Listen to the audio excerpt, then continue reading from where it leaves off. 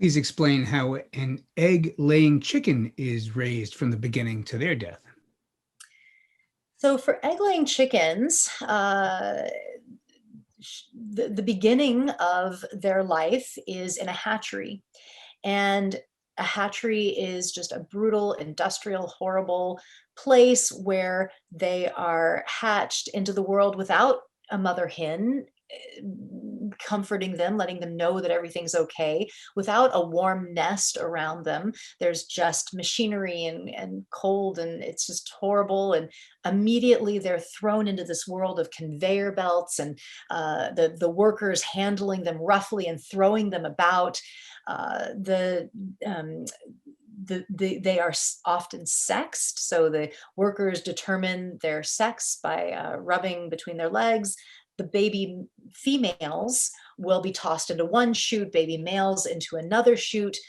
Baby males in the egg laying industry, they, because they are the genetic strand of chicken that is raised for egg laying, they don't grow profitably enough for meat. They don't grow big enough, fast enough to be slaughtered for meat profitably. So they are just a waste product of the industry. And these baby males will go to be killed in brutal ways by the billions. They are thrown into dumpsters in the backs of the hatcheries to just die of exposure, to die suffocating on the weight of their brothers. Some are taken down conveyor belts and dropped into these huge maceration machines, like big blenders that just grind them up alive. There's other horrible devices where they will put them into a big metal box that is electrocuted, and electrocute them to death. I mean, it's I just can't believe that there's industries that think of horrible ways to kill newborn baby chicks. I mean, what a horrible world, you know? So if she is a female, then she goes down a different chute, and she will be raised to be a layer hen, a hen that is raised for egg laying. And there's confinement. These birds are kept, indoors their whole lives. They never see the light of day. Birds love to sunbathe. They love to spread out their wings and let the sun get on their wings, and they love to be outside and in nature. They're very busy. They're very vibrant birds. They're always, curious and moving around. They can do none of that in this confinement. They're just tightly confined in these buildings with nothing to do, nowhere to go. It's absolutely maddening and miserable. Uh, and they will live like that for, again, a short period of their life, only maybe 2 to 3 years of their lifespan. That could be 10 to 15 years.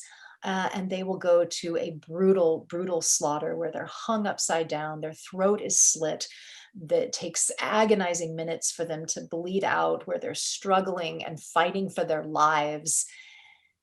It's hard to imagine how miserable an egg laying chicken's life is. So please avoid eggs in any way that you can. We don't need eggs. I haven't eaten eggs for over 30 years. I'm alive and thriving and healthy. So we don't need them in our diet. And we can live much happier and healthier, egg free, and so can the chickens.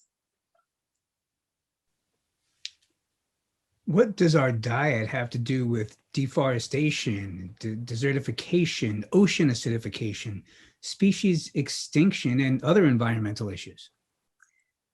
Yeah, it's true. Animal agriculture touches on a lot of environmental issues. It really, any environmental issue you can think of, animal agriculture has an impact. Whether we're talking about water use and water pollution, land use, air pollution, deforestation, all those things are impacted by animal agriculture. Let's take deforestation, for instance. Deforestation in the Amazon is primarily because of animal agriculture, because of raising cows for meat. And also growing the grain that goes to feed animals, not only cows, but also pigs and chickens. They're raising grains, corn, soy that goes to animal feed, that becomes animal feed and goes all over the world to feed animals. So, we are destroying the lungs of the planet. The planet needs trees to absorb carbon. I mean, that's one of our biggest, what's called a carbon sink, where we're actually drawing carbon out of the atmosphere to improve the climate change situation. That's in the forest. That's greenery and bushes and trees that draws carbon out of the atmosphere. And the Amazon is one of the biggest carbon sinks we have on the planet.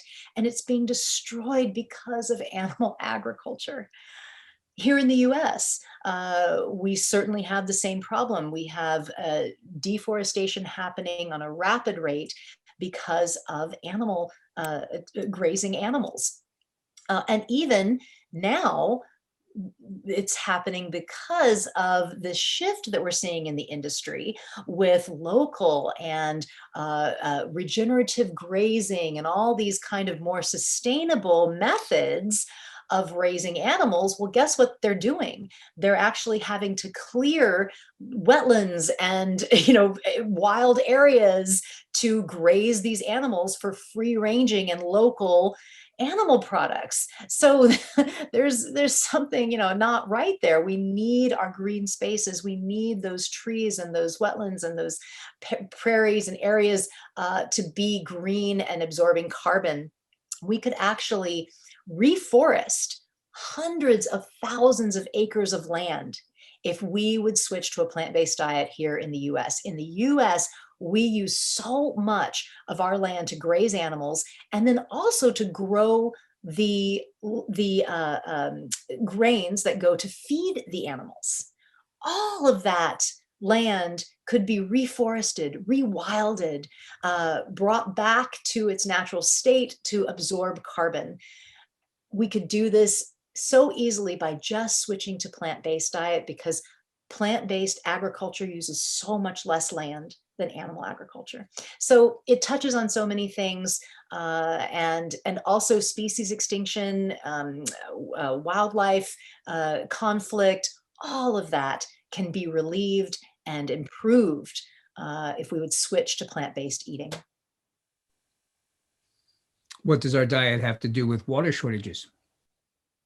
Yeah, water. Water is another huge issue. We're wasting so much water in animal agriculture. Animal agriculture requires just so much more water. There's been one study that said it takes 8 times as much water to produce the same amount of food for a meat eater than for a vegan. 8 times the water. So we're using lots of water by having to water the animals directly. The animals have to drink water. There's also tons of water wasted in washing down all the equipment, washing down the dairy facilities, washing down the slaughterhouses. All of that would be eliminated with a plant-based diet. And then add to that the water that we have to use to grow the grain to feed the animals.